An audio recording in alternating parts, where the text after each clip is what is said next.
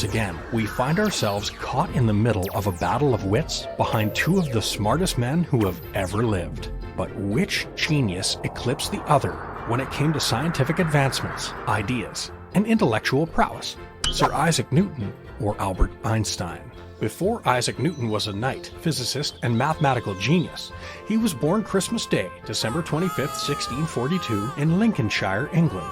He was taught at the King's School in the town of Grantham, where he learned Latin, ancient Greek, and of course, math. It was clear to his teachers that he was more than advanced, and his work was said to distinctly advance every branch of mathematics ever studied. During his first 3 years at Cambridge, Newton was studying for his classes, but he also kept a second set of notes away from his educators called, and forgive my Latin here, Questiones Quaedam Philosophicae, or Certain Philosophical Questions, translated into English. This work would become the basis of a massive scientific revolution of thinking and discovery. Keep in mind, this is while he was still a student.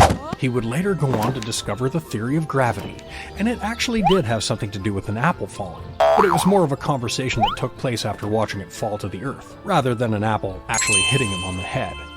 In 1687, he would publish Philosophiae Naturalis Principia Mathematica, or Mathematical Principles of Natural Philosophy, which has been called the single most influential book on physics. In that same year, he would break down his 3 laws of motion. An object will remain at rest or moving in a straight line unless there is a disturbance from an external source. When force is applied to an object, it will accelerate, and for every action, there's an equal and opposite reaction.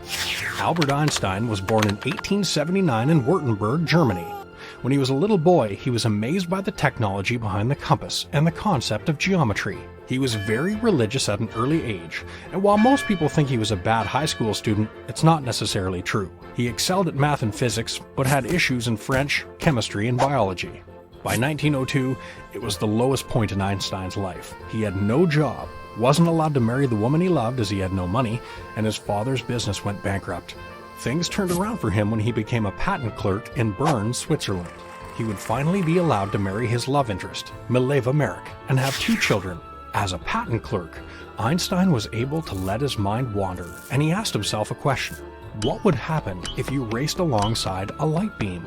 The speed of light was a central question that Einstein studied, which would contradict Newton's laws of motion and lead to his eventual discovery of the most famous equation.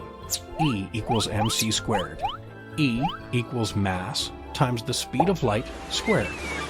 1905 would be called Einstein's miracle year. He published 4 papers which would alter the world of physics forever.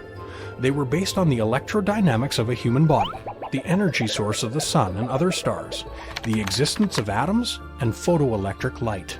Please keep in mind we are barely scratching the surface of their intellectual efforts. I haven't even mentioned Newton's work with optics and the visible spectrum, or Einstein's role in the atomic bomb or gravitational waves and black holes.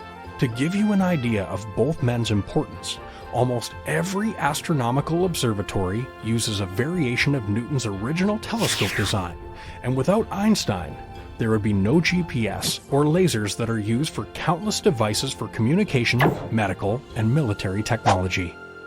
Isaac Newton died in 1727 at the age of 84, and Albert Einstein passed away in 1955, with scientists today still making historic discoveries based on the minds and ideas of these 2 brilliant men.